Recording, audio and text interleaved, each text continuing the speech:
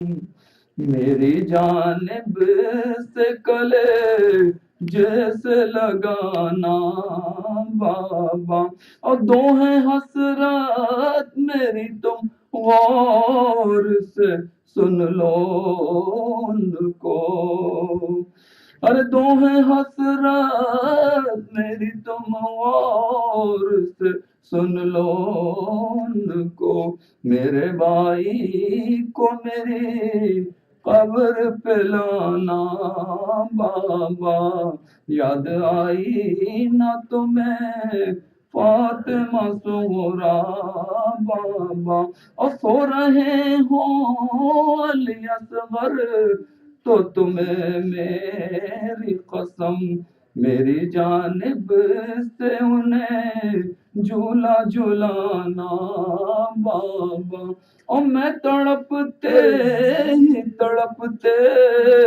ہی گزر جاؤں گی، میں تڑپتے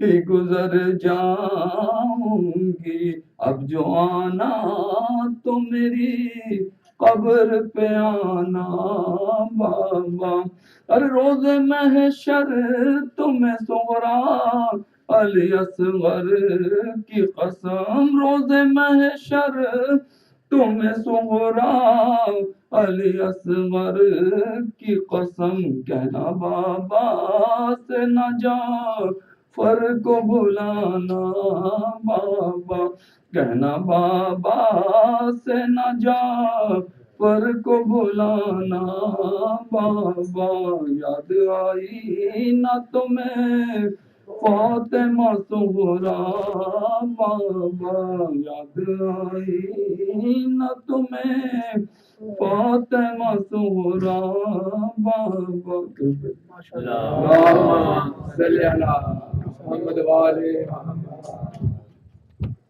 تمام مومنین سے گزارش ہے کہ باہر تشریف لائیں اور اندر تشریف لائیں۔ ہم حاجی حسن سے گزارش ہے سلام پیش کریں۔ بابا سے بلند صلوات۔ اللہم صلی علی محمد وآلِ محمد۔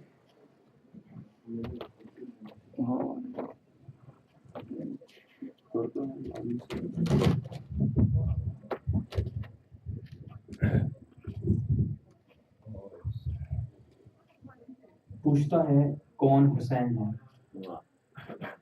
میں مارے عرض کرب و بلا، میں حسین میں مارے عرض کرب و بلا،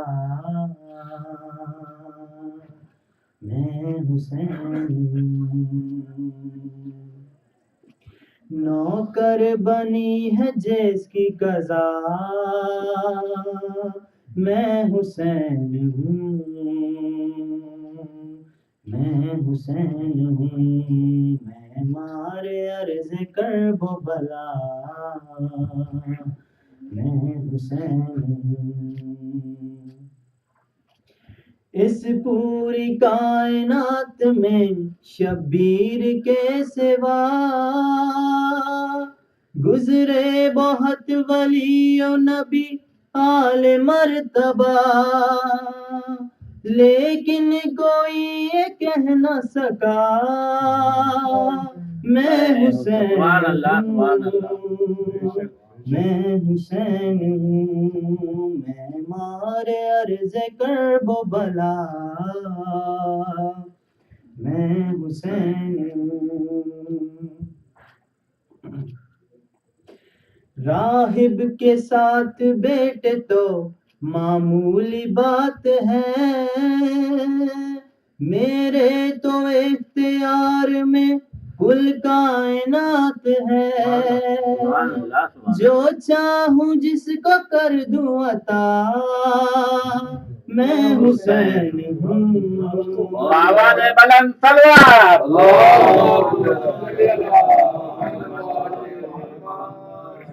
راہب کے ساتھ بیٹے تو معمولی بات ہے، میرے تو اختیار میں کل کائنات ہے، جو چاہوں جس کو کر دوں عطا، میں حسین ہوں، میں حسین ہوں، میں مارے عرض کرب و بلا،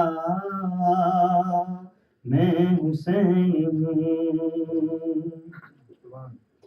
میرے لیے نبی نے جو سجدہ بڑھا دیا، خالق سے میں نے وعدہ اسی وقت کر دیا، قرضہ اتار دوں گا تیرا، میں حسین ہوں، میں حسین ہوں، میں مارے عرض کرب و بلا، میں حسین ہوں۔ واقف نہیں ہے وہ میرے جاہو جلال سے،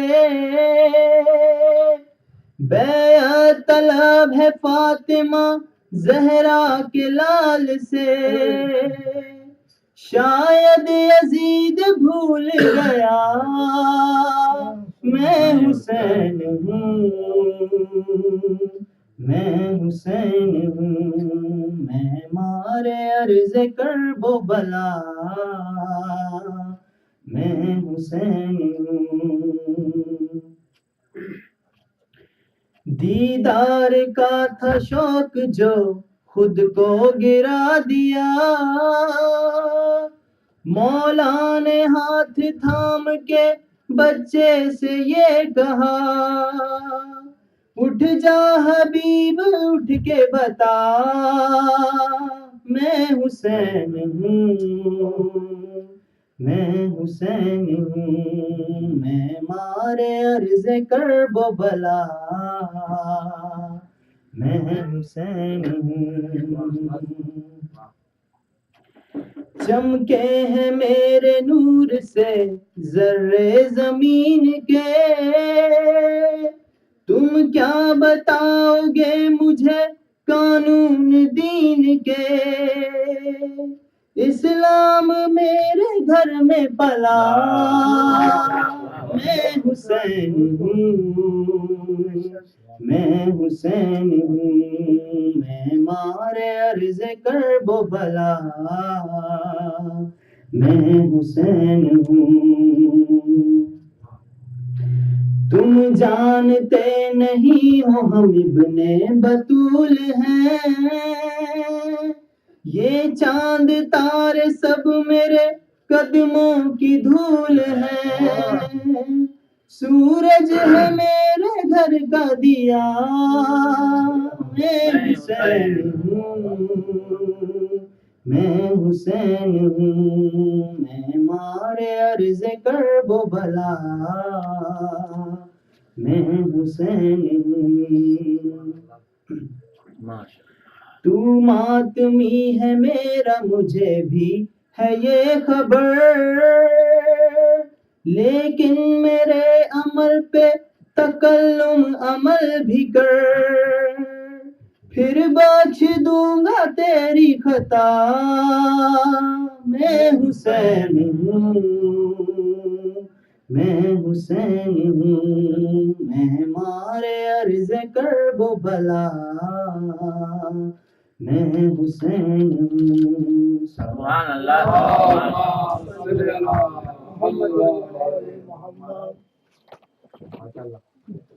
ایک اعلان سماعت فرما لیں۔ ایک مجلس اعضاء 29 نومبر کو لڑکوں کے لیے ڈاکٹر جوہر کے گھر منعقد ہوگی، تو تمام اپنے بچوں کو لے کے خصوصاً لڑکوں کے لیے مجلس برپا کی جا رہی ہے 29 نومبر ہفتے کے دن 3:30 بجے۔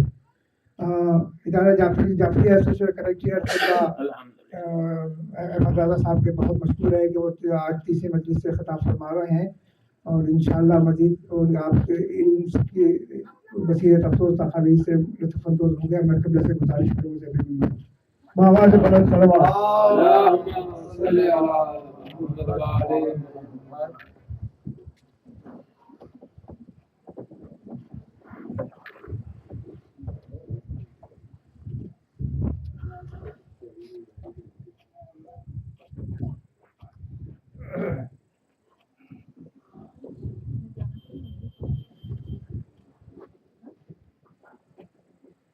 فاتحہ.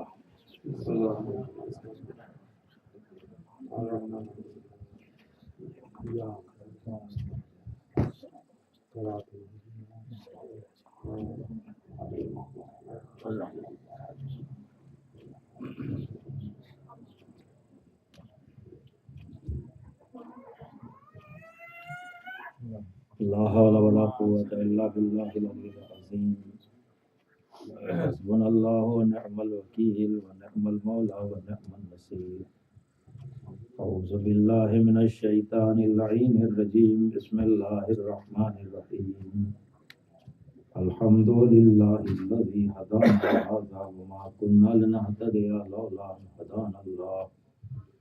لقد جاءت رسل ربنا بالحق والصلاة والسلام والتحية والإكرام على نبيه المصطفى ورسوله المصطفى الخاتم لما سبق والفاتح لما الغلق المعلن الحق بالحق الدافع جيشات الأباطيل والدامغ صولات الأضاليل حبيبنا أبي القاسم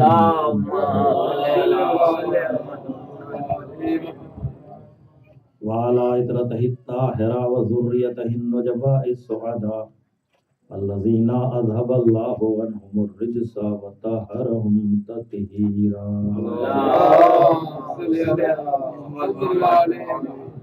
اللعنة الدائمة الباقية على أعدائهم وقتلتهم وغاصبي حقوقهم ومنكري فضائلهم الشاكين فيهم والمنحرفين عنهم أجمعين. أما بعد فقد قال الله في القرآن الحكيم. بسم الله الرحمن الرحيم. هل أتى على الإنسان حين من الدهر لم يكن شيئا مذكورا. إنا خلقنا الإنسان من نطفة أمشاج نبتليه فجعلناه سميعا بصيرا. إنا هديناه السبيل إما شاكرا وإما كفورا.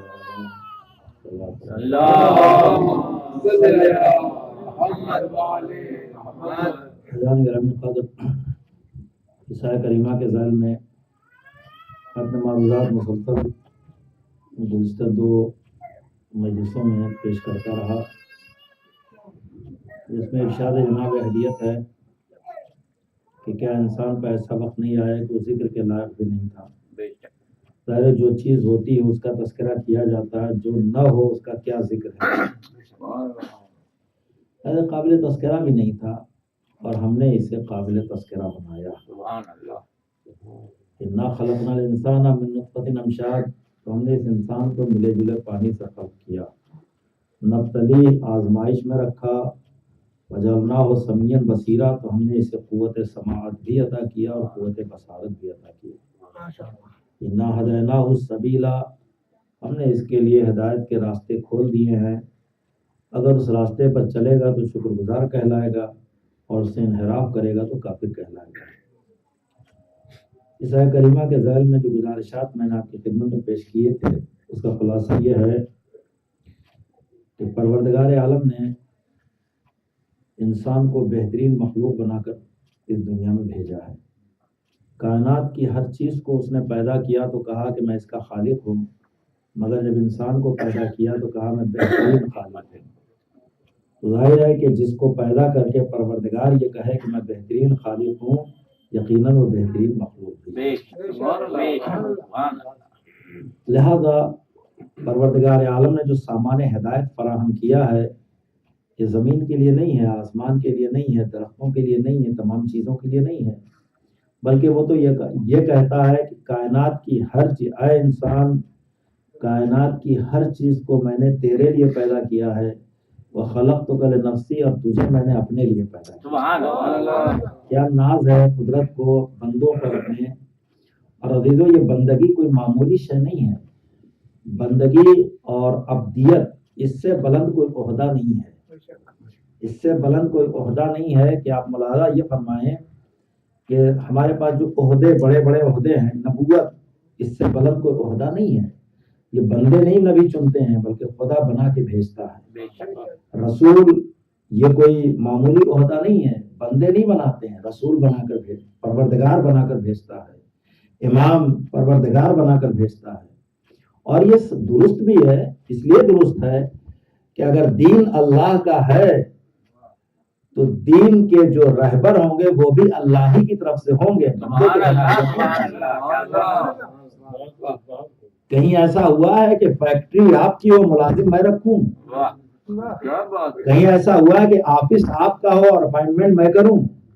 آپ یہ کہہ کے ہمیں نکال سکتے ہیں کہ آپ سے کیا مطلب، چیز ہماری ہے، ہم جو چاہے سو کریں. تو عزیزو، ہر جگہ تو ہم یہ منطق لے کر آتے ہیں اور یہاں پر اس منطق کو کیوں بھول جاتے ہیں کہ دین اللہ کا ہے، بنائیں گے آپ. یہ حق پروردگار عالم کو ہے. نبوت بلند ترین عہدہ ہے، رسالت بزرگ ترین عہدہ ہے. لیکن عزیزو ایک فرق کے ساتھ، نبی کہتے ہیں اس کو جو خدا سے لے، رسول کہتے ہیں اس کو جو بندوں کو دے. نبوت اور رسالت، اس لیے کہ نبی تو سب ہیں، 1,24,000 انبیاء نبی ہیں، مگر رسول سب نہیں ہیں. رسول 313 ہی ہیں، اور ان 313 میں سے بھی 5 ہی ہیں کہ جو اولو العزم ہیں. یہ تشخیص کیوں کی گئی ہے؟ یہ تشخیص اسی لیے کی گئی ہے کہ عظمت پہچانو نبوت کی اور عظمت پہچانو رسالت کی، کہ سب کے سب نبی تو سب ہیں، اس لیے کہ سب نے وہیں سے لیا. جب اس نے بھیجا ہے تو لیں گے ہم سے اور آپ سے تھوڑی نہیں. جب اس نے بھیجا ہے تو لیں گے بھی اسی سے. تو سب نے لیا وہاں سے، مگر سب نے سب کو نہیں دیا ہے. یہ کام پروردگار نے رسولوں کے حوالے کیا ہے تاکہ وہاں سے لے اور یہاں دے. اور ان رسولوں میں سے بھی 5 وہ بنائے ہیں جن کو صاحب شریعت کہا جاتا ہے.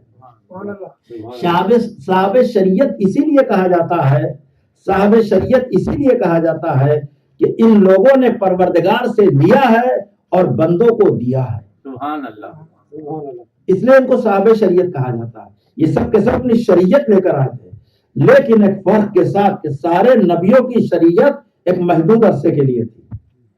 مثلا نوح صاحب شریعت ہیں، اس کے بعد دوسرے نبی ابراہیم صاحب شریعت ہیں، پھر تیسرے نبی موسیٰ صاحب شریعت ہیں، چوتھے نبی عیسیٰ صاحب شریعت ہیں، پھر حضور سرور کائنات ہیں.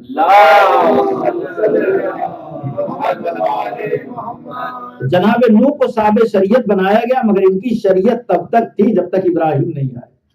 جناب ابراہیم آئے تو ان کی شریعت منسوخ ہو گئی. اب سلسلہ شروع ہوگا ابراہیم کی شریعت کا، کہ یہ سلسلہ چلے گا موسیٰ علیہ السلام تک. جیسے ہی جناب موسیٰ آئیں گے یہ شریعت ختم، اس شریعت کا آغاز ہو گیا. جناب موسیٰ کے بعد یہ سلسلہ حضرت عیسیٰ تک جائے گا. تو جیسے ہی حضرت عیسیٰ آئیں گے جناب موسیٰ کی شریعت ختم ہو جائے گی. لیکن آپ نے دیکھا کہ جناب نوح کے بعد جناب ابراہیم کے درمیان ایک لمبا گیپ ہے. جناب ابراہیم کے بعد جناب موسیٰ کے درمیان ایک لمبا گیپ ہے. جناب موسیٰ کے بعد جناب عیسیٰ کا ایک لمبا گیپ ہے. تو عزیزان محترم، یہ جو لمبے لمبے گیپ ہیں اور فاصلے ہیں اور یہ فرق ہے، اس میں پروردگار نے انبیاء بھیجے ہیں. ان انبیاء کا کام فقط یہ تھا کہ جو نوح شریعت لے کر آئے ہے اس کو یہ محفوظ رکھے، اس شریعت کو کوئی خراب نہ کر سکے، تاکہ جب صاحب عزم نبی آئے گا تو وہاں تک اس شریعت کو پہنچا سکے.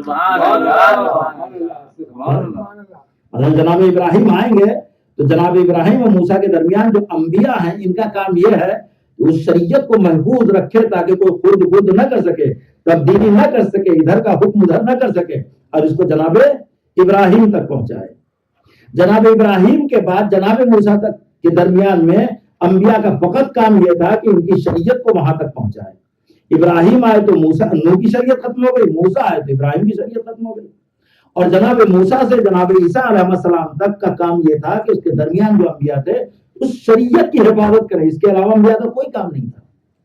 اور اب جناب موسیٰ کے بعد حضور سرور کائنات، اب آپ خاتم النبیین ہیں، آپ کے بعد کوئی نبی نہیں آئے گا اور آپ کی شریعت کا سلسلہ قیامت تک چلنے والا ہے. تو اب آپ انصاف سے یہ بتائیں کہ محدود شریعتوں کی حفاظت کے لیے پروردگار نے انبیاء کو بھیجا ہے کہ جس کی شریعت قیامت تک چلنے والی بے سہارا چھوڑ دی جائے گی.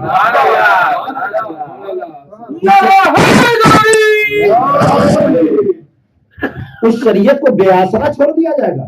لہذا ضرورت اس بات کی تھی کہ ایک ایسا سلسلہ قائم کیا جائے تاکہ یہ شریعت کوئی بدل نہ سکے، لہذا ایک سلسلہ تھا بنائے لا الہ الا اللہ کا اور ایک سلسلہ تھا بقائے لا الہ الا اللہ۔ سبحان اللہ سبحان اللہ ماشاء اللہ بنائے لا الہ الا اللہ کا سلسلہ حضور تک تھا اور حضور سے لے کر قیامت تک جو سلسلہ ہے وہ بقائے لا الہ الا اللہ کا ہے۔ اب عزیز انبیاء یعنی امت کے حافظے پر اعتبار نہیں کیا گیا، یعنی جناب نوح کے بعد ایسا نہیں ہے کہ امت کے حوالے کر دیا گیا، امت شریعت کی حفاظت کریں، کیا فرق پڑتا ہے، ان کو دے دیجئے۔ پروردگار نے ان پر اعتبار نہیں کیا، تو محدود شریعتوں کے لیے پروردگار نے عوام اور امت پر اعتبار نہیں کیا، بلکہ اس کے لیے پروردگار نے معصوم انبیاء کو بھیجا تاکہ کوئی خطا نہ ہو، غلطی نہ ہو۔ تو اب عزیزان محترم وہ شریعت جو قیامت تک جانے والی ہے، کیا اس شریعت کے لیے پروردگار اعتبار امت پر کرے گا؟ وہ امت کہ جس کے حافظے کا عالم یہ ہے کہ پیغمبر نے ایک عبادت یعنی نماز بتائی تھی جو دن میں 5 وقت پڑھی جاتی ہے۔ وقت تو قرآن میں 3 ہی بتایا گیا ہے مگر نمازیں 5 ہیں، اور بعض لوگوں نے تو بڑی شدت اختیار کی کہ نماز پڑھیں گے تو 5 وقت ہی پڑھیں گے۔ وہ نماز جو روزمرہ پڑھائی جاتی ہے، آج اس میں امت کے درمیان کتنا اختلاف ہے کہ نماز ہاتھ باندھ کر پڑھیں یا ہاتھ کھول کے پڑھیں، اور اگر ہاتھ باندھ کے پڑھیں تو ہاتھ بھی کس جگہ رکھیں۔ تو جو روزمرہ کی شریعت ہے اس میں تو اتنا اختلاف ہو گیا، اگر پوری شریعت امت کے حوالے کر دی جاتی تو آج کیا حالت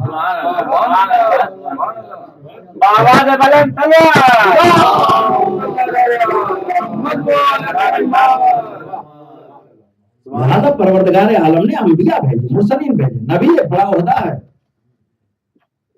رسول ایک بڑا عہدہ ہے، مگر ایک فرق کے ساتھ عزیزوں کہ پروردگار نے رسول بھیجا، کہا هو الذی بعث فی الامین رسولا منہم، وہ پروردگار ہے جو رسولوں میں جو امیین میں رسول بنا کر بھیج رہا، باس کہتے ہیں بھیجنے کو، هو الذی بعث فی الامین رسولا، وہ پروردگار ہے جو بھیج رہا ہے امیین میں رسول۔ تو بھیج رہا ہے یہی ترجمہ ہوتا ہے۔ بھیجنے کا مطلب کیا ہوا؟ آپ کی کوئی عزیز شے آپ کے پاس ہے، آپ اسے بھیجیں گے تو آپ سے دور ہو جائے گی کہ نہیں ہو جائے گی؟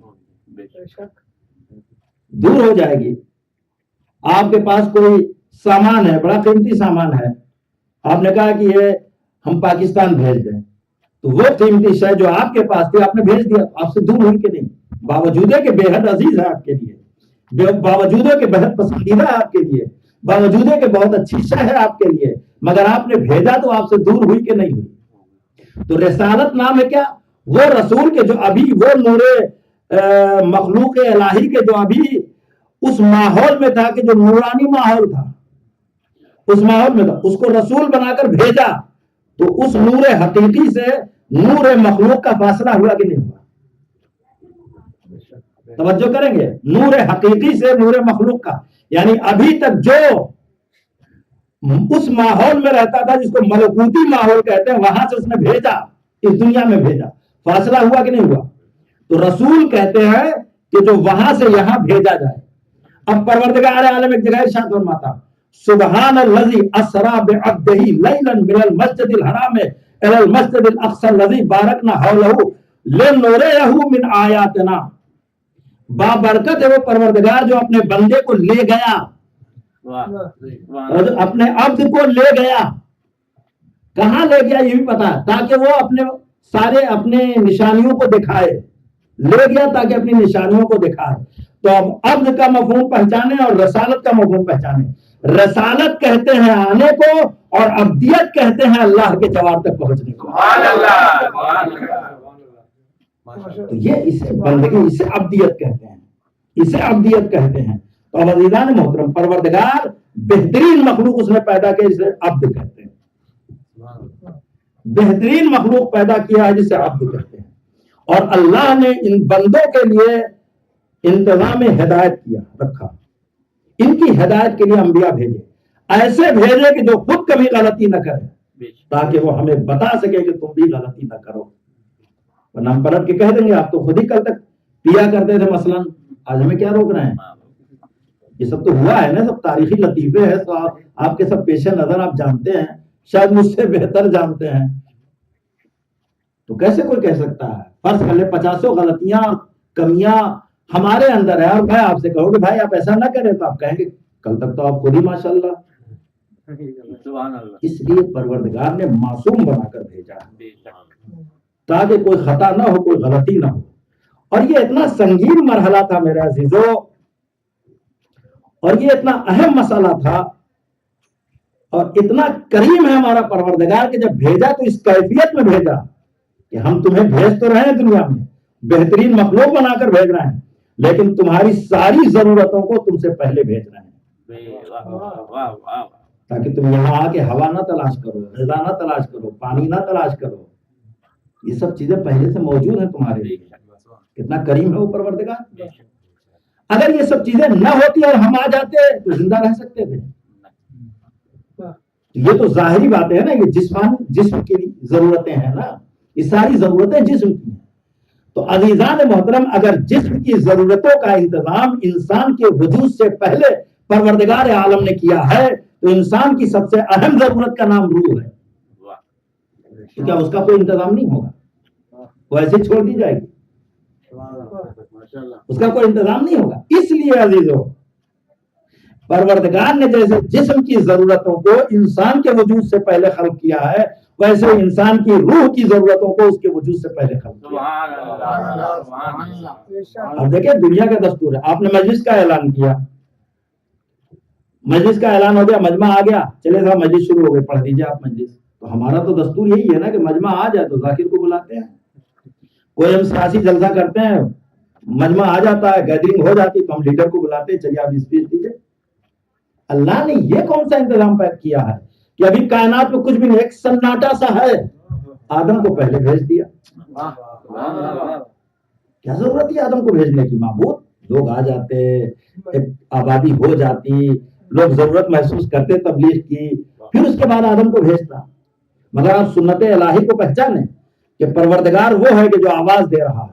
میں نے اس لیے آدم کو بھیجا ہے تاکہ کوئی یہاں آنے کے بعد یہ نہ کہہ سکے معبود ہم موجود تھے, کوئی ہدایت کرنے والا نہیں, علم حاصل کرنے والے موجود تھے, پڑھانے والا نہیں تھا, منزل تک جانے والے موجود تھے, لے جانے والا کوئی نہیں تھا.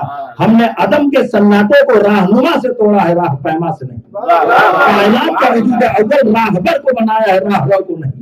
لہذا سنت الہی کو پہچان لے, جب کائنات میں کچھ بھی نہ ہوگا تو نمائندہ پروردگار ہوگا, اور جب کائنات میں کچھ بھی نہ ہوگا تو قائم آل محمد ہوں.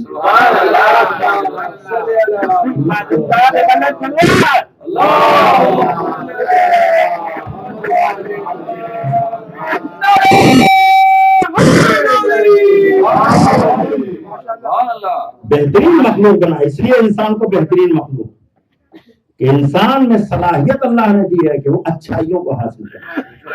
لیکن عزیزو, ہم اپنا نقطہ نظر اب بدلیں. ہمیں اب ان باتوں کو سمجھنا ہے جو حقیقی باتیں ہیں.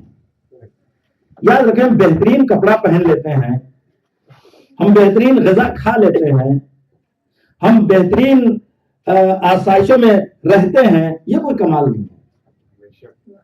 اور اس میں آپ نے دیکھا کوئی کرائٹیریا بھی نہیں ہے. ایک انتہائی جاہل انسان ہے, بے حد دولت اس نے کما لیا, ایک انتہائی پڑھا لکھا ہوا ہے, ایسی زندگی گزار رہا.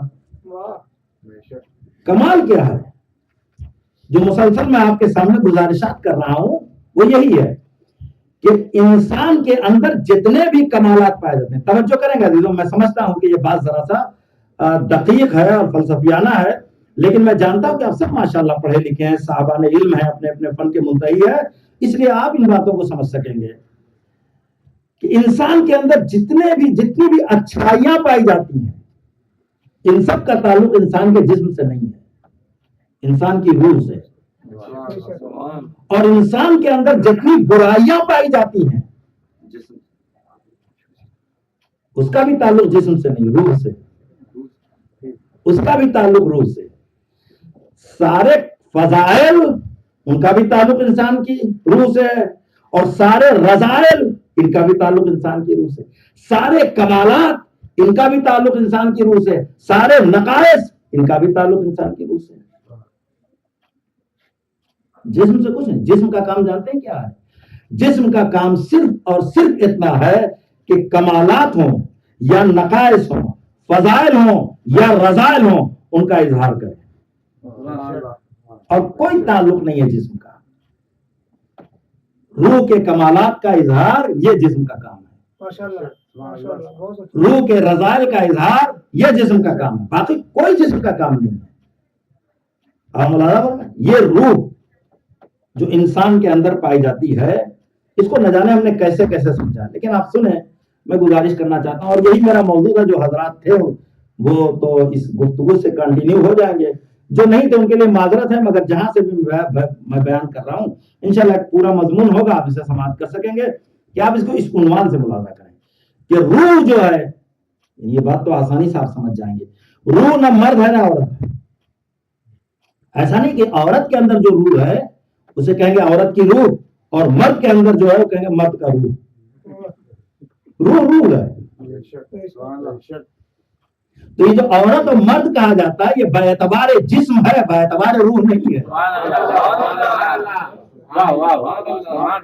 وہ تو روح ہے. لیکن پروردگار عالم نے کسی کو عورت بنایا اور کسی کو مرد بنایا, مگر دونوں میں روح ایک ہے, روح میں کوئی فرق نہیں ہے. اس کا مطلب کیا ہوا, جسم بدلا ہے, روح نہیں بدلی ہے. تو 4 طرح کے فرق بیان کیے جاتے ہیں. پہلا فرق یہ کہ روح نہ مرد ہے نہ عورت ہے, بلکہ روح ہے. اس کے علاوہ یہ جو جسم ہے, یعنی روح جو ہے نہ بچہ ہے نہ جوان ہے نہ نوجوان ہے, نہ روح کو موت آئے گی. یہ جو بچہ ہے, بچے سے پھر نوجوان ہوا, نوجوان سے جوان ہوا, جوان سے بوڑھا ہوا, ایک دن مر گیا, یہ جسم ہے, روح نہیں ہے. یہ سارے عوارض جسم پہ طاری ہوتے ہیں, روح پہ نہیں طاری ہوتے ہیں. روح تو بہرحال روح وہی ہے. اور یہ کوئی گورا ہے, کوئی کالا ہے, کوئی افریقہ میں رہتا ہے, کوئی یہاں رہتا ہے, یہ سب کے سب باعتبار جسم گورے اور کالے, باعتبار روح نہیں ہے کہ وہ کالا ہے تو اس کی روح کالی ہوگی, یہ گورا ہے تو اس کی روح. ملاحظہ کر رہے ہیں. پروردگار عالم نے قرآن کریم میں کیا ارشاد فرمایا, یا ایھا الانسان ما غرک بربک الکریم, اے انسان تجھے کس چیز نے اپنے پروردگار کے سلسلے میں دھوکے میں رکھا ہے. الذی خلقک, وہی وہ پروردگار ہے جس نے تجھے پیدا کیا ہے. فسواک, نوک پلک سے تجھے درست کیا ہے. فعدلک, تیرے درمیان اس نے ایک عدل قائم کیا ہے کہ ضرورت تھی تو آنکھوں کو چھوٹا بنایا ہے, پیروں کو بڑا بنایا ہے, کان کو متوسط بنایا ہے. یہ ساری چیزیں اس نے تقاضۂ عدل کے مطابق بنایا ہے. فی ای صورت ما شاء رکبک, اس نے جس شکل و شباہت میں چاہا ہے تمہیں پیدا کیا. اللہ نے پیدا کیا ہے, اس کی مصلحت تھی. کسی کو گورا بنایا, کسی کو کالا بنایا, کسی کو براؤن بنایا, کسی کو لمبا بنایا, کسی کو ناٹا بنایا. یہ ساری چیزیں جو ہیں اس کی مصلحت کے تحت. مگر عزیزان محترم, یہ جتنے بھی انسان ہیں روح ایک ہے. روح میں کوئی فرق نہیں ہے, روح وہی ہے. جو افریقہ والے کے پاس روح ہے وہی وہ روح ہے, جو امریکہ والے کے پاس ہے وہی ایشیا والے کے پاس ہے. یہ تیسرا فرق ہے. چوتھا فرق ہے یہ جو غلام اور آقا جو ہوتے ہیں باعتبار روح ایک ہیں, باعتبار جسم کوئی غلام ہے کوئی آقا ہے. اور میں تو یہاں تک کہتا ہوں, نہ جانے کتنے ایسے غلام ہیں جن کی روحیں آزاد ہیں, اور نہ جانے کتنے آقا ہیں جن کی روحیں غلام بنی ہیں. اس میں کوئی فرق نہیں ہے, یہ ایک ہے. عزیزو, دونوں چیزیں آپ نے دیکھی ہوں گی کہ جب بات آتی ہے, یاد رکھیے جسم ہے, جو بچہ جوان نوجوان جو ہوتا ہے یہ جسم ہے, روح وہی ہے. فرق کیا ہے کہ بچپنا جسم ابھی اس لائق نہیں ہو سکا ہے کہ روح کے کمالات کا اظہار کر سکے. مگر جس دن یہ جسم اس لائق ہو جائے گا کہ کمالات روح کا اظہار کر سکے تو 100 سال کی بات نہیں کی جائے گی. جہاں پر 13 سال کا بچہ کھڑا ہوگا وہیں پر 112 سال کا بوڑھا بھی ہوگا, اور دونوں کی روحیں برابر ہوگی. اور قرآن اس واقعے کو نقل کیا ہے. آپ نے دیکھا جہاں ابراہیم ہے وہیں پر اسماعیل ہے. ابراہیم 112 سال کے ہیں, ابراہیم اور اسماعیل 13 سال کے ہیں, مگر پروردگار دونوں کے لیے ایک ہی بات کہہ رہا, فلما اسلما, جب دونوں منزل تسلیم میں آ گئے.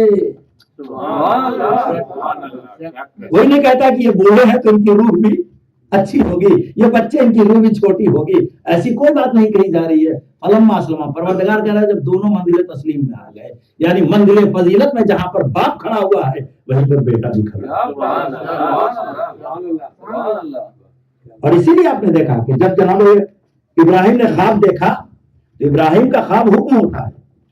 ابراہیم کا خواب وہ ہمارے اور آپ کی طرح خواب نہیں ہے کہ اگر ہم خواب دیکھیں کہ اپنے بچے کو ذبح کر رہے ہیں لے جائیں ذبح کرنے دیکھیں تو ہمارے اوپر قانون نافذ کر دیا جائے گا, قتل کا مقدمہ چلے گا. مگر کسی نے ابراہیم پر چلایا مقدمہ, اس لیے کہ حکم الہی تھا. مگر کیا کہنا ہے ابراہیم کا کہ حکم الہی تو تھا مگر حکم الہی کا حوالہ انہوں نے نہیں دیا. کہا یا بنیا انی ارا فی المنام, میں نے خواب میں یہ دیکھا ہے انی اذبحک, میں تمہیں ذبح کر رہا ہوں. میں نے خواب دیکھا, حکم کا حوالہ نہیں دیا, خواب کا حوالہ دیا کہ میں نے خواب دیکھا ہے کہ میں تمہیں ذبح کر رہا ہوں. فانظر ماذا ترى, تمہاری کیا رائے ہے؟ اگر حکم کا حوالہ دیتے تو رائے نہ پوچھتے, حکم پہ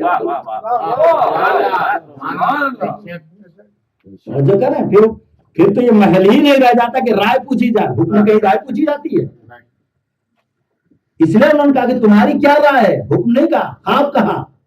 مگر کیا کہنا کہ یہ باپ کا کمال تھا کہ اس نے خواب کا حوالہ دیا تاکہ بچے کی عظمت کا اندازہ بھی لگ جائے, بچے کی عظمت کا پتہ بھی چل جائے. بس ایسے ہی باپ نے کہا ہے بیٹا تمہاری کیا رائے ہے, تو اب بیٹا نہیں کہتا بڑی اچھی رائے ہے, بیٹے نے جملے بدل دیے, کہا بابا فانظر ماذا ترى, بیٹا تمہاری کیا رائے ہے؟ بیٹا کہتا ہے یا ابت افعل ما تؤمر, جو حکم خدا ہے اس پر عمل کیجیے.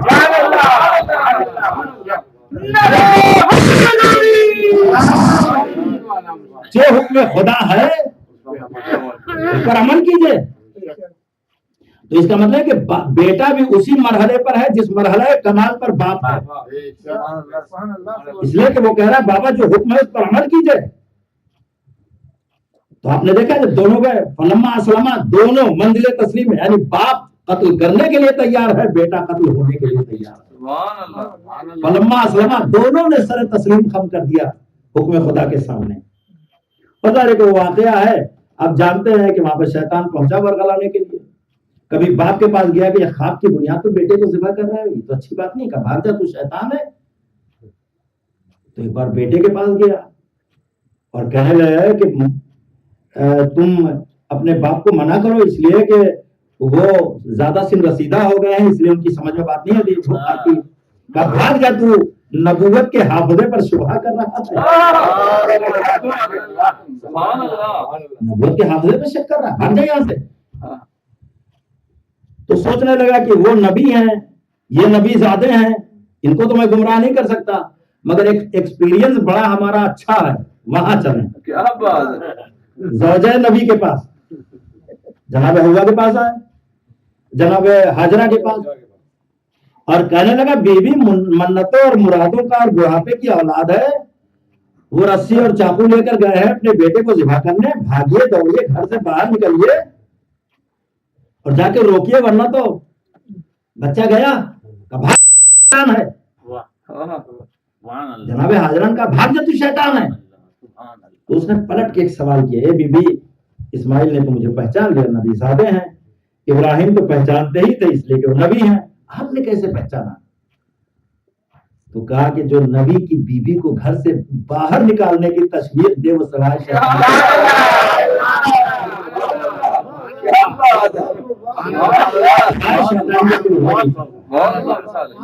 وہ بھی سوچنے لگا میں نے نوح کی زوجہ کو بہکایا, اور بھی کچھ نبی ہیں جن کی زوجہ کو بہکایا, یہ کیا نہ بہکی.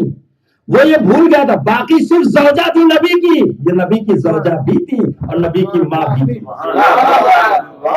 اس لیے یہاں کو بہکا نہ سکا.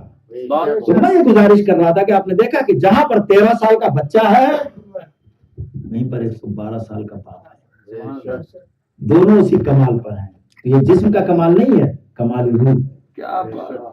آپ دیکھیں کہ اگر یہ ان کمالات کا تعلق انسان کے جسم سے ہوتا تو جیسے جیسے جسم بڑھتا ہے کمالات بڑھنے چاہیے, اور ایک مقام پر آ کے جسم گھٹنے لگتا ہے. ثم نعمرہ وننکسہ فی الخلق, انسان جیسے جیسے سن رسیدہ ہوتا ہے خلقت کے اعتبار سے بچوں کی کیفیت اور صفات اس کے اندر پیدا ہو جاتی ہیں, کمزور ہوتا چلا جاتا ہے. تو عزیزان محترم اب جو ہے ہم نے اپنا کمال دیکھ لیا جسم کا, اب ہم ڈھل رہے ہیں, بڑھاپے کی طرف جا رہے ہیں, تو ہمارے وہ کمالات بھی کم ہونا چاہیے. کل ہم صاحب علم تھے, بڈھے ہو گئے, سارا علم ختم ہو گیا. کل ہم بڑے کریم تھے, سخی تھے, بڈھے ہو گئے, سارا کرم سخاوت سب دور ہو گئی.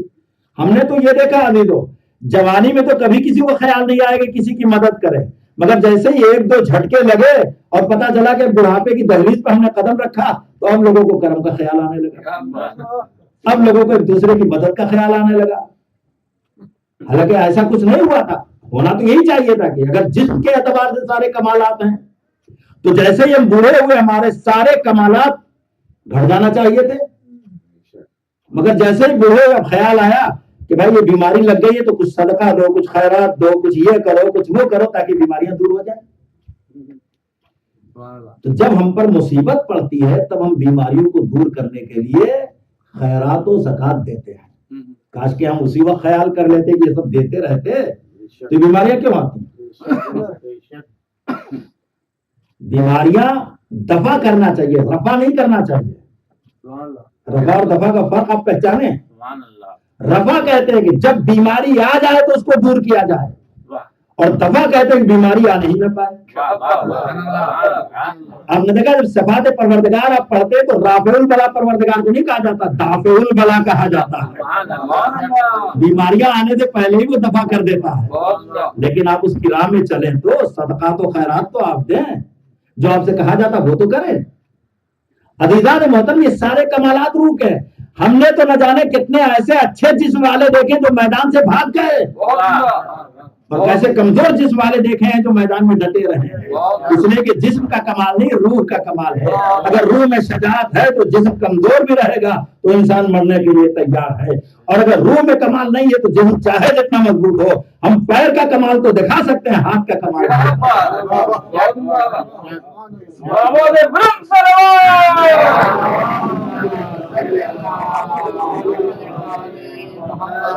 عزیزان محترم، اس مرحلے کو آپ نے پہچان لیا ہے تو میں اپنی بات اور آگے بڑھا دوں۔ کیا ملاحظہ یہ فرمائیں کہ 4 طرح کے فرق ہیں، کوئی بھی تعلق جسم سے نہیں ہے، اس لیے کوئی معیار ہی نہیں ہے۔ خوبصورت جسم ہے تو ہوا کرے، خوبصورت لباس ہے تو ہوا کرے، خوبصورت غذا ہے تو ہوا کرے، کوئی فرق نہیں پڑتا ہے۔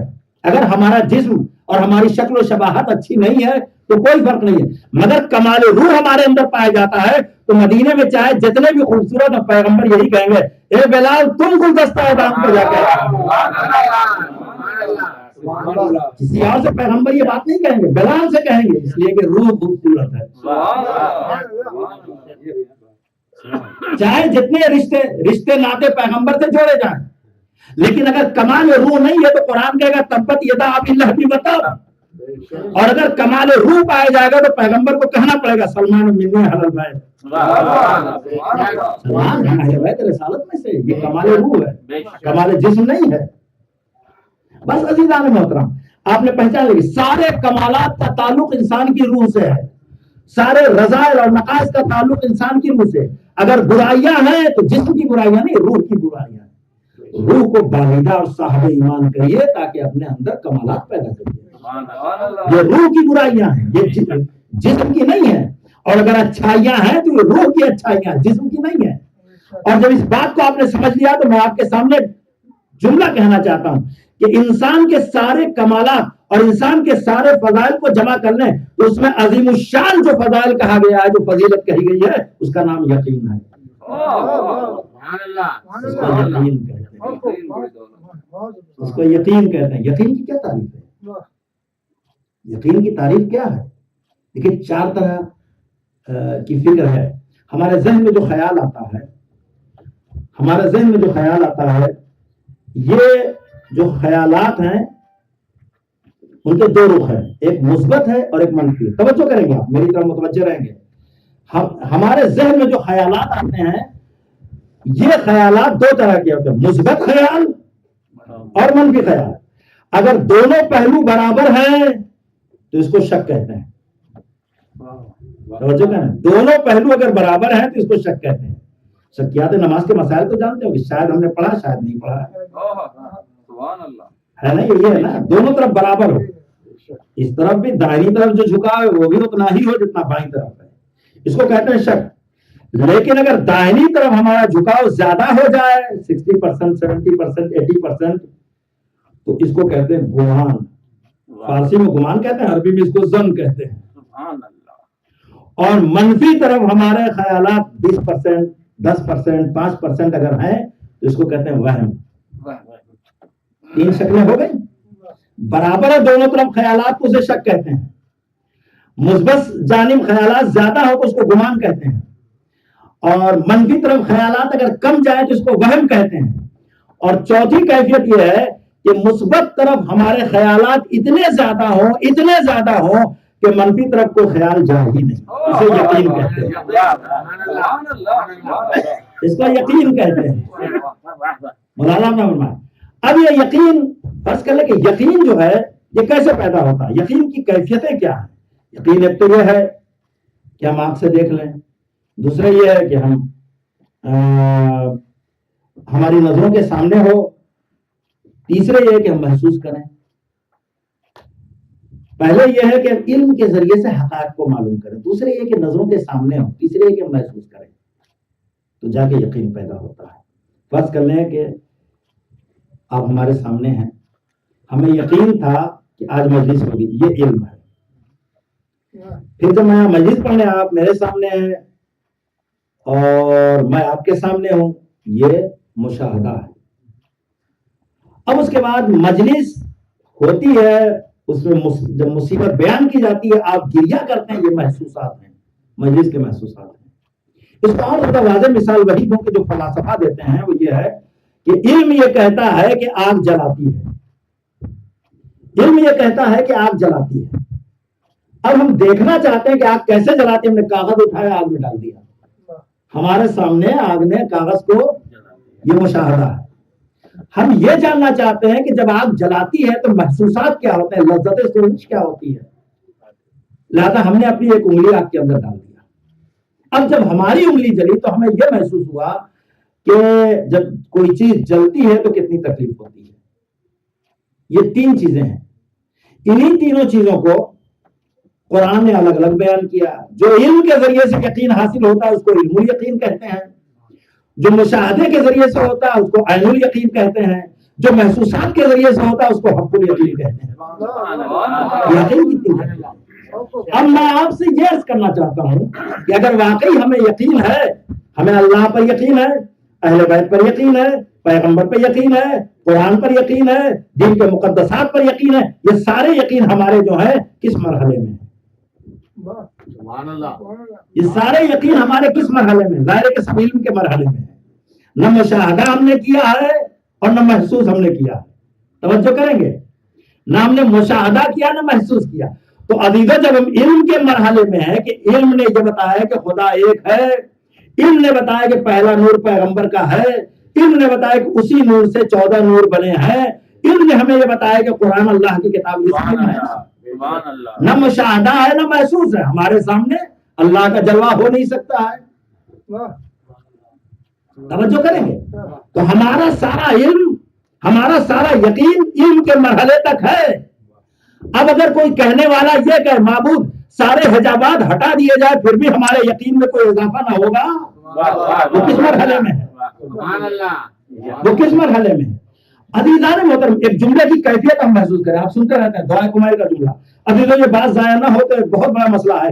آپ کے ذہن میں بھی اگر کوئی شک ہوگا تو دور ہو جائے گا. آپ محسوس کریں اسے, اس جملے کو. دعائے کمائل میں ایک جگہ مولا کائنات ارشاد فرماتے ہیں, الہی و مولائی و ربی صبر تو علی ہر نارک وکیف صبر تو علی فراقک. معبود میں آگ کی سوزش تو برداشت کر سکتا ہوں, میں نار کی تپش تو محسوس برداشت کر سکتا ہوں, مگر تیری فرقت برداشت نہیں کر سکتا. پہچانے, میں تیری فرقت برداشت نہیں کر سکتا. عزیزان محترم, عذاب و ثواب کی باتیں ہم کرتے ہیں اور فراق و وصال کی بات مولا کرتے ہیں, تو اس کا مطلب کہ مولا کا یقین نہیں رہا, اب یہ یقین عشق کے سانچے میں ڈھلنے لگا ہے. یہ عشق کے سانچے میں یقین ڈھلنے لگا ہے. اس لیے کہ عزیزوں آپ بہتر جانتے ہیں کہ وصال و فراق کی باتیں عاشق کیا کرتے ہیں اور ثواب و عذاب کی باتیں غلام کیا کرتے ہیں. دنیا کا انسان ہر مصیبت کو برداشت کر سکتا ہے, معشوق کی فرقت برداشت نہیں کر سکتا ہے. وہ دنیا کے معشوق ہیں جو 2 پیسے کے ہیں, علی کا معشوق کل کائنات کا پروردگار ہے.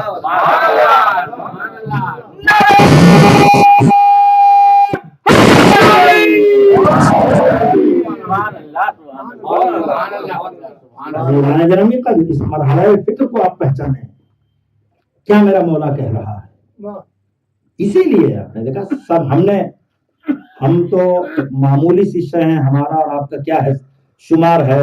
ہم نے انبیاء کو دیکھا, سارے انبیاء نے خدا کو مخلوق کے ذریعے سے پہچانا ہے. جناب ابراہیم نے سورج کے ڈوبتا ہوا دیکھ کر پہچانا ہے. جناب موسیٰ نے اسی طرح سے پہچانا ہے. جناب عیسیٰ نے اسی طرح سے پہچانا. سارے انبیاء نے اس طرح سے پہچانا. مگر یہ ائمہ جو ہیں, یہ 14 معصومین جو ہیں, انہوں نے تو خالق کو خالق کے ذریعے سے پہچانا. خالق کو خالق کے ذریعے سے پہچانا.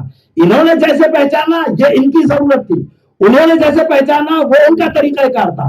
اس لیے کہ یہ تب پیدا ہوئے جب کائنات ہو چکی تھی, تو مخلوق کو مخلوق کے ذریعے سے پہچانا. ان کا وجود تب خلق ہوا ہے جب کچھ بھی نہ تھا. سورج نہیں تھا, چاند نہیں تھا, زمین نہیں تھی, آسمان نہیں تھا. تبھی تو مولانا نے کہا یا من دل علی ذاتہ بذاتہ, اے وہ پروردگار جو خود اپنی ذات پہ دلالت کرتا ہے. بات پھیل نہ جائے. دیکھو امام سجاد علیہ الصلوۃ والسلام ابو حمزہ صومالی میں ارشاد فرماتے ہیں بکا عرفت کا, معبود میں نے تجھ کو تیرے ذریعے سے پہچانا. وانتا دللتنی علیک, تو خود اپنی ذات پہ دلالت کرتا ہے. ودعوتنی علیک, تو نے خود اپنی طرف لوگوں کو دعوت دیا ہے, کہیں پر کوئی مخلوق کا سہارا نہیں لیا. امام حسین کہتے ہیں کہ معبود جس نے تجھے پا لیا اس نے کچھ نہیں کھویا, جس نے تجھے کھو دیا اس نے کچھ نہیں پایا. من وجدک ما فقدک, من فقدک ما وجدک, جس نے تجھے پا لیا اس نے کچھ نہیں کھویا, جس نے تجھے کھو دیا اس نے کچھ نہیں پایا.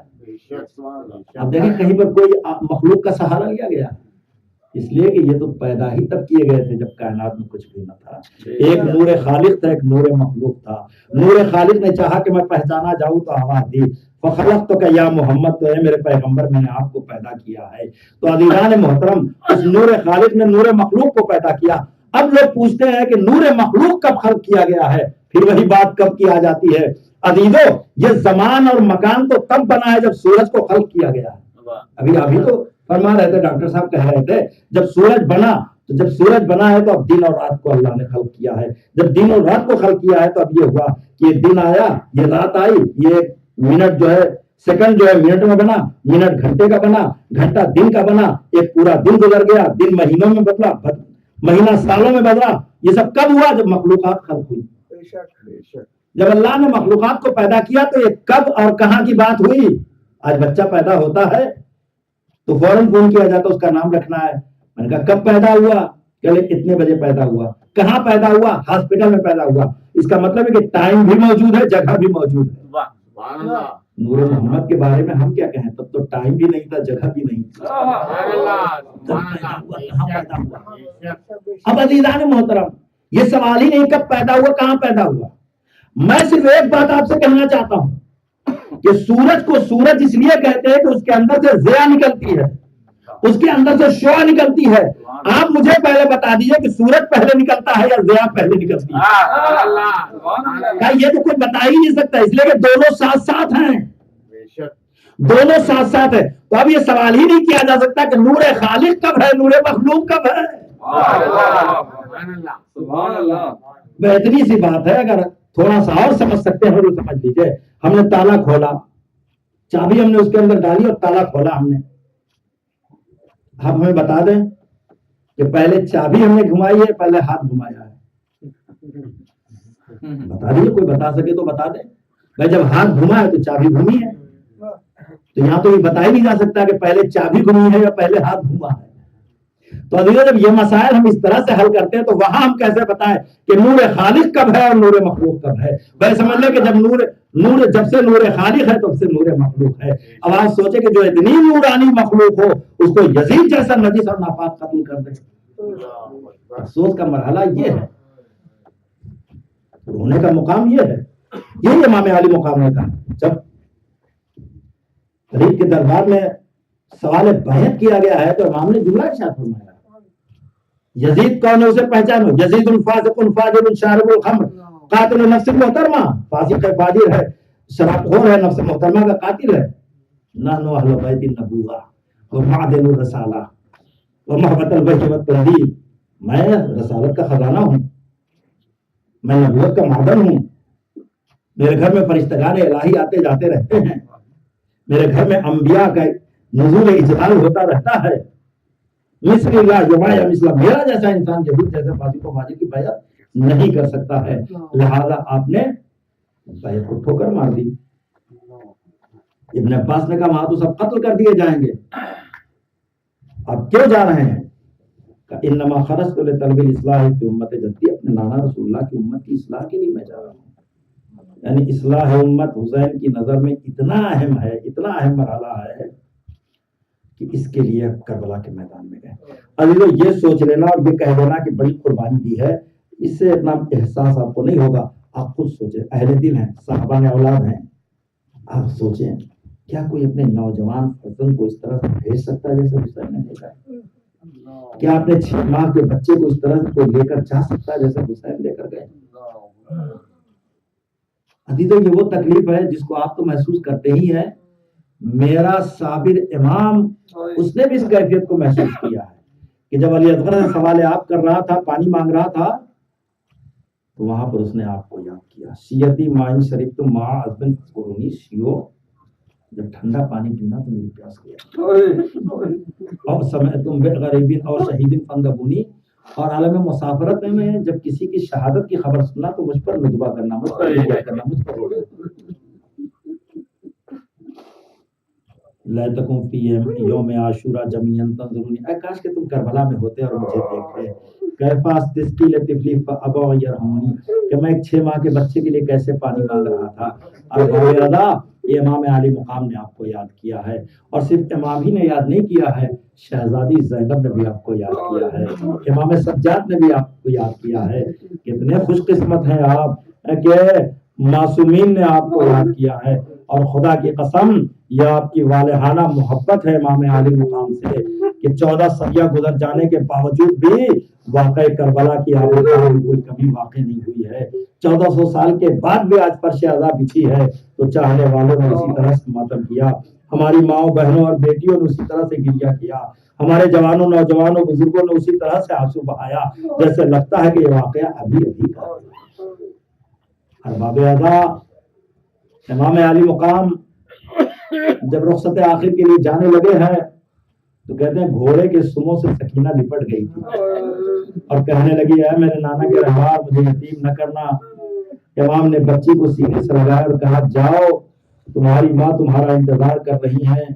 ارباب اعضاء، اور ایک بار امام علی مقام میدان میں جاتے ہیں، امام نے شجاعت کے جوہر بھی دکھائے، مگر ایک وہ بھی وقت آیا کہ چاروں طرف سے دشمنوں نے گھیر لیا اور امام پر کوئی پتھر مار رہا ہے، کوئی تیر مار رہا ہے، کوئی نیزہ مار رہا ہے۔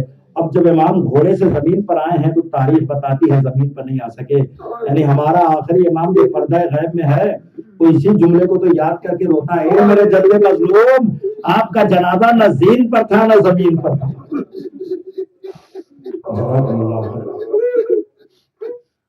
جزاکم اللہ خیرہ۔ ارباب اعضاء، جب شام غیبہ کا سناٹا آیا سب تھک کے سو گئے، مگر ایک 5 سال کی بچی جسے نیند ہی نہیں آ رہی ہے، ارے کیسے نیند آئے؟ جو باپ کے سینے پر تب تک جب تک سوتی نہ تھی اسے نیند نہیں آتی تھی، آج باپ کا سینہ میسر نہیں ہے تو تڑپ تڑپ کے وہ ٹہل رہی ہے۔ بس ایک بار دل نہ مانا تو نشے کی طرف نکل گئی، آواز دے رہی بابا کہاں، بابا کہاں ہو، مجھے اپنے پاس بلا لو۔ آواز آتی الیہ الیہ یا بنیا سکینہ ادھر آؤ، تمہارے بابا یہاں ہیں۔ ایک بے سر لاشے سے آواز آ رہی ہے، سکینہ لپٹ گئی، اسے نیند آ گئی، سو گئی۔ ایک بار زینب سکینہ کو تلاش کرنے کے لیے نکلی ہے، آواز دیتی سکینہ بتاؤ میری بیٹی تم کہاں ہو، تمہاری بھوبی تمہیں کہاں تلاش کرے۔ اسی کٹے ہوئے سر لاشے سے آواز آتی ہے بہن زینب آہستہ بولو، سکینہ ہمارے سینے پر سو رہی ہے۔ جزاکم اللہ خیرہ۔ آپ سوچے وہ سکینہ جو اتنی مصیبتوں کی ماری ہوئی سکینہ ہے، 11ویں محرم کو اسے اونٹ کی پشت پر لٹا کر رسیوں سے باندھ دیا جاتا ہے، ادھر سکینہ چل رہی ہے، ادھر اونٹ کی پشت ہے، سکینہ کا سینہ اونٹ کی پشت سے رگڑ کھا کے چھلنی ہوتا چلا جا رہا ہے، اونٹ کی ساری پشت مختل میں جملہ موجود ہے، حمید کہتا ہے اونٹ کی ساری پشت سکینہ کے خون سے رنگین ہو گئی۔ ارباب اعضاء، اس کیفیت کے ساتھ اہل حرم کو کوفے کی طرف لے جایا جا رہا ہے، कूफे को सजाया जा रहा है, कूफे की आईना बंदी हो रही है, तमाशाइयों को बुलाया जा रहा है, कुर्सी नशीनों को दावत दी जा रही है।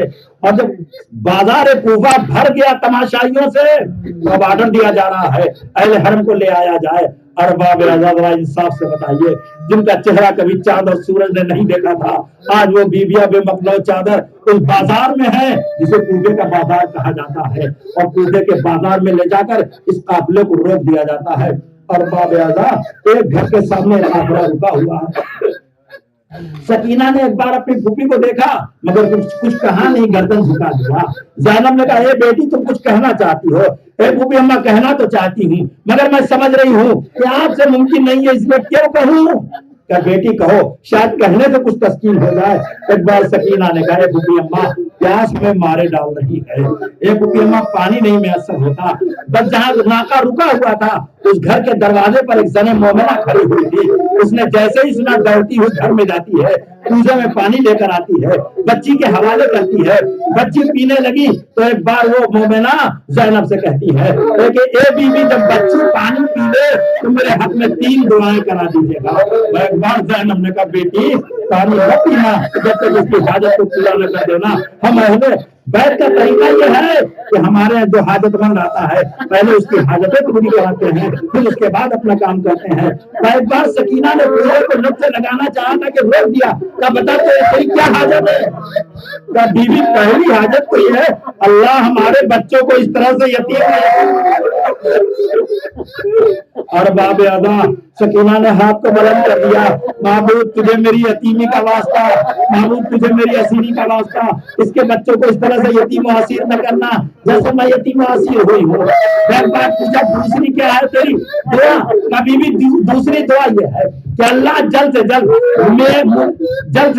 मुझे मदीने भेज दे। क्या बीवी मदीने जाकर क्या करोगे? क्या शहजादे हुसैन है, शहजादी ज़ैनब है, बड़ा जमाना हो गया मैंने इनकी ज़ियारत है, मुझे ये ज़ियारत नसीब हो।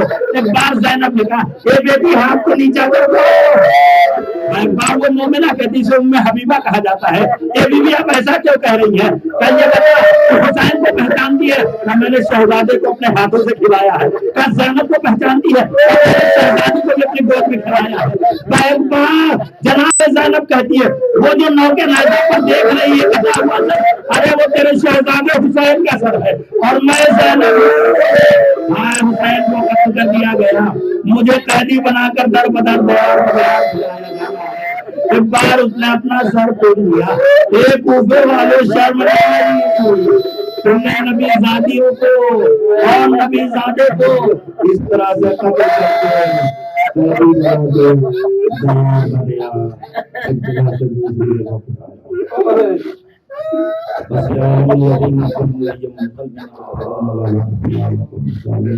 और खुशी गुजारिश है कि एक बच्ची है अमन और अजीज साहब, इन दोनों शहीद अली हैं। आप दुआ करें कि परवरदिगार आलम इन दोनों को शफाए कामिल फरमाए और जो भी हजरात बीमार हुए हैं परवरदिगार सबको सेहत कामिल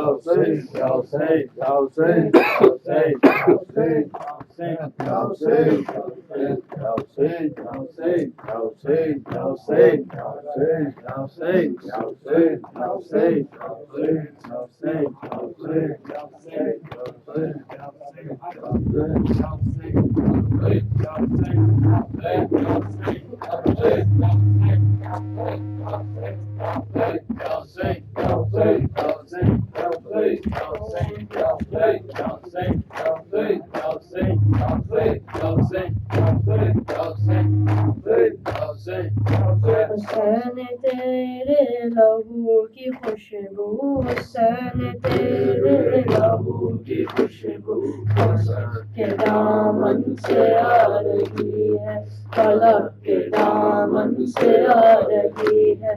हुसैन तेरे लहू की खुशबू, हुसैन तेरे लहू की खुशबू फलक के दामन से आ रही है।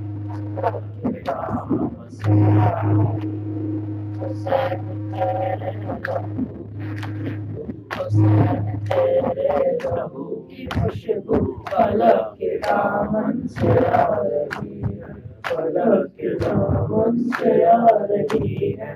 یہ کون خطبے سنا رہا ہے، آواز کس کی یہ آ رہی ہے؟ یہ کون خطبے سنا رہا ہے، آواز کس کی یہ آ رہی ہے؟ بساط عالم برس رہا ہے، بساط عالم برس رہا ہے، ہر ایک شہ تھر تھرا رہی ہے، ہر ایک شہ تھر تھرا رہی ہے۔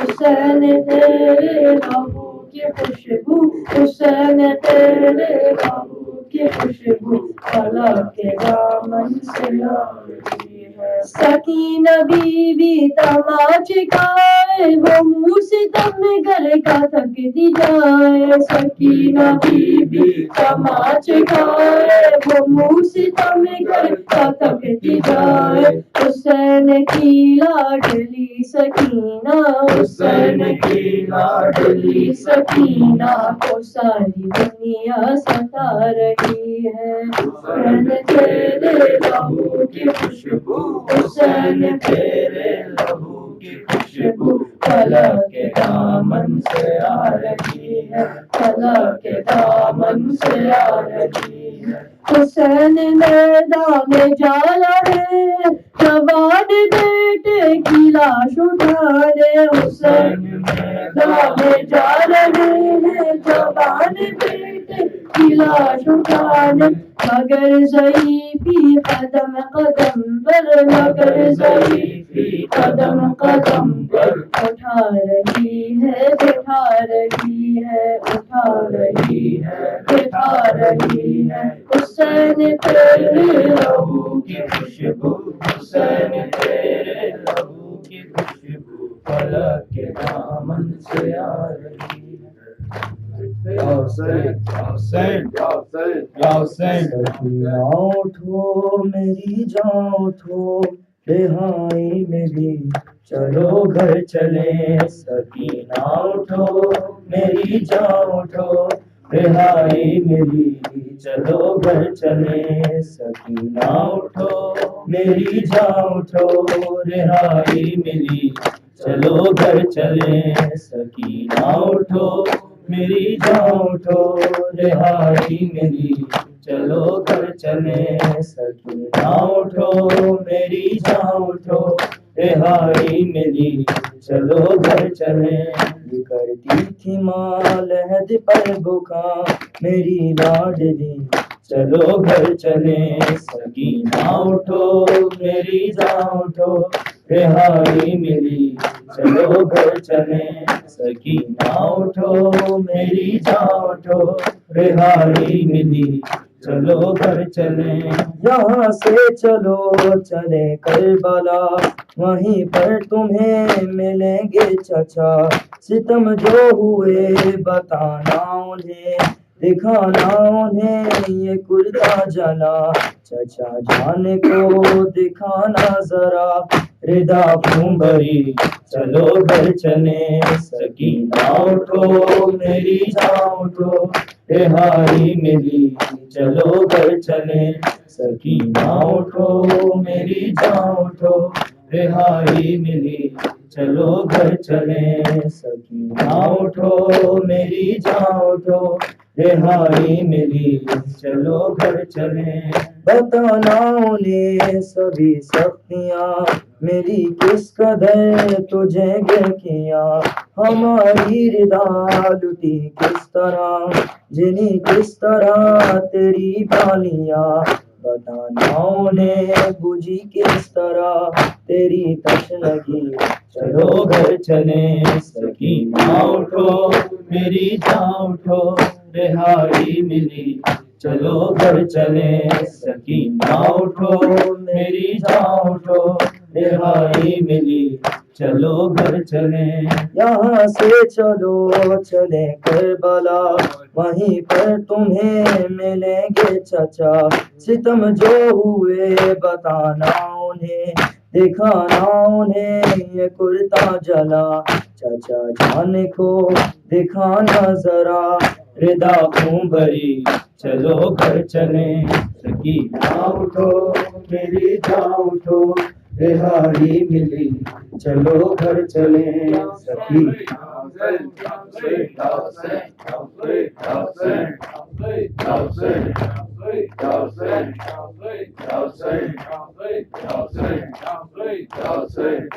ہائے حسینہ ہائے حسینہ ہائے حسینہ ہائے حسینہ ہائے حسینہ ہائے حسینہ ہائے حسینہ ہائے حسینہ کہتی تھی زینب ہائے حسینہ کہتی تھی زینب ہائے حسینہ کہتی تھی زینب ہائے حسینہ کہتی تھی زینب ہائے حسینہ ہو گئی برباد یہ بہنا کرب و بلا میں ہو گئی برباد یہ بہنا کرب و بلا میں کہتی تھی زینب ہائے حسینہ کہتی تھی زینب ہائے حسینہ کہتی تھی زینب ہائے حسینہ کربلا کچھ نہ دیا کرب و اذیت کے سوا میرے دامن میں بچا کیا ہے مصیبت کے سوا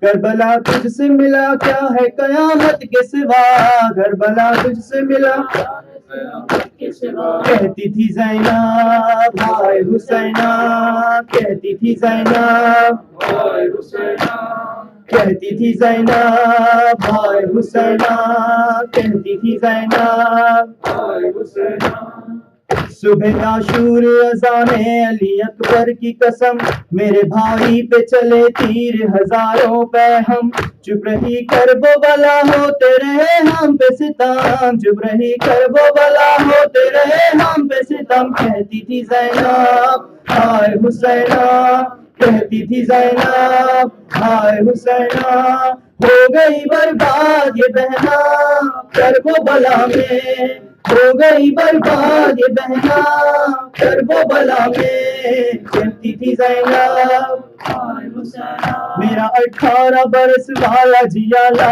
اکبر کھا گئی تجھ کو بھی ایک کرب و بلا تیری نظر میں نے دیکھا ہے اسی لال قبر چھی میں جگر میں نے دیکھا ہے اسی لال قبر چھی میں جگر کہتی تھی زینب ہائے حسینہ کہتی تھی زینب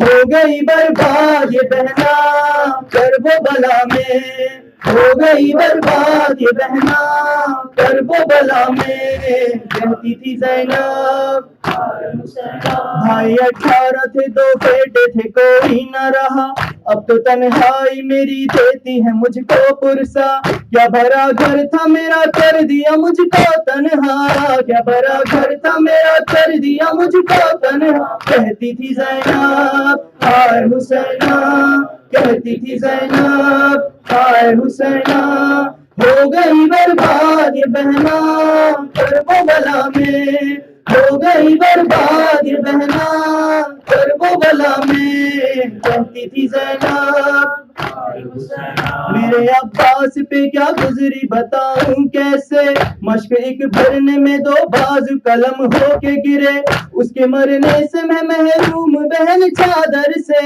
اس کے مرنے سے ہے محروم بہن چادر سے کہتی تھی زینب ہائے حسینہ کہتی تھی زینب ہائے حسینہ ہو گئی برباد یہ بہنا کرب و بلا میں ہو گئی برباد یہ بہنا کرب و بلا میں کہتی تھی زینب بے خطا قتل ہوا بھائی میرا جنگل میں سینکڑوں زخم کلیجے پہ لگے ایک پل میں آگ پانی میں لگا دی ہے میرے آنچل نے آگ پانی نے لگا دی ہے میرے آنچل نے کہتی تھی زینب ہائے حسینہ کہتی تھی زینب ہائے حسینہ ہو گئی برباد یہ بہنا کرب و بلا میں ہو گئی برباد یہ بہنا کربلا میں، کہتی تھی زینب میرے اللہ مجھے شام تلک جانا ہے، کوئی بھی اپنا نہیں شہر بھی بیگانہ ہے، تیری خوشنودی میں رسی میں میرا شانہ ہے، تیری خوشنودی میں رسی میں میرا شانہ ہے، کہتی تھی زینب ہائے حسینہ، کہتی تھی زینب ہائے حسینہ، ہو گئی برباد یہ بہنا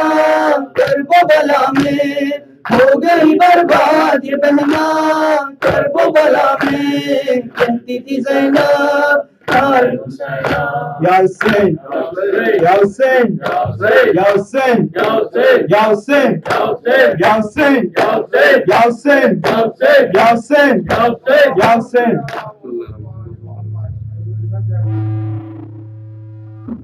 السلام علیکم ورحمۃ اللہ، السلام علیکم رسول اللہ، السلام علیکم ورحمۃ اللہ وبرکاتہ، السلام علیکم محمد المصطفیٰ صلی اللہ علیہ وآلہ وسلم، السلام علیکم علی المرتضی علیہ السلام، السلام علیکم فاطمۃ الزہراء سیدۃ نساء العالمین، السلام علیکم خدیجۃ الکبریٰ ام المؤمنین، السلام علیکم حسن المجتبیٰ علیہ السلام، السلام علیکم حسین شہید کربلا علیہ السلام، السلام علیکم تسعة معصومین من ذریة حسین علیہ السلام، خصوصاً اخیک ابو الفضل العباس ابن امیر المؤمنین، اختك زینب بنتك سکینہ، جملہ شہیدان کربلا وسیران کربلا ورحمۃ اللہ وبرکاتہ.